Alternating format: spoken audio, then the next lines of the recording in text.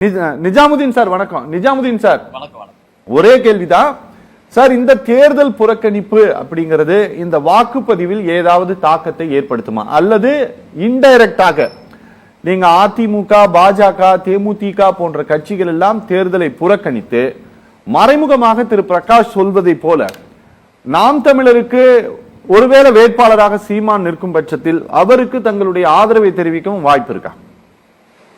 அப்படி எடுத்துக்க முடியாது.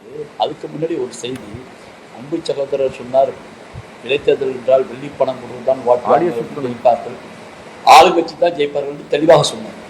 அவருடைய பெரிய மனதை நான் ஒத்துக்கொள்கிறேன். பாஜக ஆளுகின்ற அனைத்து மாநிலங்களும் நடக்கின்ற இடைத்தேர்தலில் தொடர்ந்து பலவாறு வெற்றி பெற்றுக் கொண்டிருக்கிறார்கள். அதெல்லாம் அப்படிதான் நடக்குது என்பதை அப்பட்டமா ஒத்துக்கொண்டிருக்காரு. ஏன்னா ஆட்சி அவர்தான் இருக்குது, தேர்தல் கமிஷன் அவர்தான் இருக்குது. அவங்க தான் அழகா வெளிப்படையா சொன்னாங்க. பெரிய மனசு, உண்மையிலேயே பெரிய மனசு, அதுதான் சொல்லியிருக்காரு. என்னை பொறுத்தவரை இந்த இடைத்தேர்தலில் எதிர்கட்சிகள் தேர்தலை புறக்கணித்தது என்பது திராவிட முன்னேற்ற பார்த்து எதுவும் செய்ய முடியாது. அவர் மக்களாட்சியை தெளிவாக கொடுத்து கொடுத்திருக்கிறார்கள். எதிர்கட்சிகளிடையே ஒற்றுமை இல்லை, ஆகவே தோல்வி இருப்பது வீண். அதற்கான தகுதிகள் எதிர்கட்சிகள பாஜக, அதிமுக போன்ற எதிர்கட்சிகளுக்கு இல்லை என்று அவர்களே முடிவு செய்து கொண்டார்கள். அந்த நிலையை தான் எதிர்கொண்டிருக்கிறோம். எனக்கு எந்த நிலையில டெபாசிட் இழந்தாலும் போனாலும் வந்தாலும் அந்த தேர்தலை எதிர்கொள்ள வேண்டிய பொறுப்பு எதிர்கட்சிக்கும் மற்ற கட்சி அரசு கட்சிக்கும் இருக்கிறது. சிறு சிறு கட்சிகள் அந்த மாதிரி முடிவெடுத்தால் விட்டுடலாம். மத்தியில ஒன்றியத்தில் ஆளுகின்ற பாஜகவும் எதிர்கட்சியாக பிரதான எதிர்கட்சியாக இருக்கக்கூடிய அதிமுக போன்ற முடிவை எடுத்திருப்பது அவர்களுடைய நிலைப்பாட்டை அவர்களே அப்பட்டமாக ஒத்துக்கொள்வது போல இருக்குது. அதான் நான் நினைக்கிறேன். ஏன்னா ஒரு ஆளுங்கட்சி ஜெயிக்கவும் எதிர்கட்சி ஜெயிக்கிறது ஆர்வமா அப்புறம், வெள்ளி பணமும் அப்புறம். இது போன்ற ஒரு சூழ்நிலையை பிரதான எதிர்கட்சியும் ஒன்றியத்தில் ஆளுகின்ற கட்சிகள் சொன்னா அவங்க நேரம் பின்னடைஞ்சு போகுது. அப்படின்ட்டு இங்க தமிழ்நாட்டில் ஆளுக்கூடிய கட்சிக்கு எந்த செய்தியும் மக்களுக்கு சொல்ல போறது இல்லை. அவங்க ஜெயிக்க போறாங்க. ஏற்கனவே 2 முறை ஜெயிச்சாங்க, இடைத்தேர்தலையும் ஜெயிச்சிருக்கிறாங்க, கடந்த முறையும் ஜெயிச்சு வந்திருக்கக்கூடிய காரணத்தினால நிச்சயமாக மீண்டும் திராவிட முன்னேற்ற கழகம் வெற்றி பெறும். இந்த கோதாள மையன்னு தோற்று போவாங்க, டெபாசிட் காலி ஆவான ஒரு முடிவை மாண்புமிகு எதிர்கட்சி தலைவர் எடப்பாடி அவர்களும் மோடி அமித்ஷாவுக்கும் எடுத்திருக்காங்க.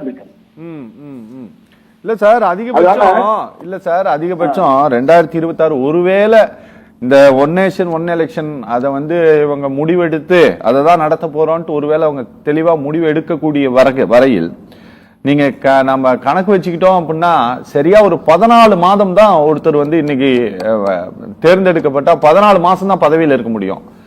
எதற்காக இவ்வளவு பெரிய நம்ம ஒரு உழைப்பை இந்த ஒரு 14 மாதத்திற்காக போடணும் அப்படின்ட்டு ஒருவேளை பாஜகவும் அதிமுகவும் அப்படி ஒரு எண்ணத்தில் இந்த புறக்கணிப்பு செய்திருக்கிறாங்க அப்படின்னா அது சரியான முடிவா சார்? அதுவும் தப்பு தான். ஏன்னா 14 மாதம் நீங்க எடுக்க முடியாது. 2 பட்ஜெட் இருக்கு, 2 பட்ஜெட் இருக்குது, 2 குடிகால கொடுத்தவர்கள் பாக்கி இருக்கிறது. சரி, நீங்க 2ஐயுமே புறக்கணிப்பதாக இருந்தால் மக்கள் பிரதிநிதிக்கு உங்க சார்புல அந்த ஈரோப்பை நீங்க என்ன சொல்ல வரீங்க மக்களுக்கு?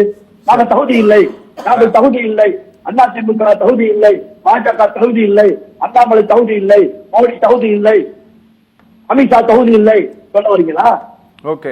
அப்ப என்ன முடிவு? ஏங்க 8% வச்சிருக்க நாம் தமிழர் அதிகமா நிற்கும் போது உங்களுக்கு என்ன ஆச்சு? இத்தனை அமைச்சரை முன்னாள் அமைச்சர் வச்சிருக்கீங்க, மத்திய மந்திரிகளை ஒன்றிய அமைச்சர்களை வச்சிருக்கீங்க, பிரதமர் வச்சிருக்கீங்க, ரவியை வச்சிருக்கீங்க, ஆளுநர் வச்சிருக்கீங்க. எல்லாத்துக்கும் மேல உங்க கைப்பாவையாக, உங்க பொட்டியாக தேர்தல் கமிஷனை உங்களுக்கு பொம்மையாக வைத்திருக்கிறீர்கள். மகாராஷ்டிரால பார்த்தோம் என்ன நடந்துச்சு. இவ்வளவு இருந்து உங்களுக்கு அந்த சில்வன் திராணியம் இல்லை என்று சொன்னால் தமிழ்நாட்டில் பாஜக இல்லை என்று கலைத்து விட்டு செல்லுங்கள். உண்மையை ஒத்துக்கொள்ளுங்கள். உங்களோட தான் இருக்கு எலெக்ஷன் கமிஷன். மத்திய அமைச்சர் சீதாராமனுடைய நிர்மலா சீதாராமனுடைய புருஷன் என்ன சொன்னாரு தேர்தல் கமிஷனை பத்தி? அடுத்து குளிச்சாருல மகாராஷ்டிராவில் நடந்த சம்பவத்தை புட்டு வச்சாரு, எதிர்கட்சியாளர் புட்டு வைக்கிறது அவரு புட்டு வச்சாரு. அப்ப எலெக்ஷன் நிலை என்ன? இன்னும் வரைக்கும் எலெக்ஷன் கமிஷன் பதில் சொல்லல, ஒன்றிய சங்கம் பதில் சொல்லல. இப்ப நீங்க மீண்டும் எலெக்ஷன் கமிஷன் அறிவிப்பதற்கு உள்பொழியை நாடி கொண்டிருக்கிறீர்கள். அதெல்லாம் வெளியே வந்துருக்குது, உலகமே சிரிக்குது. அப்ப தெளிவாக மிகப்பெரிய கட்சியாக இந்தியாவிலே பார்க்கக்கூடிய பாஜக தமிழ்நாட்டில் இல்லை. இதான் நிலை. பேசலாம் சார். நம்ம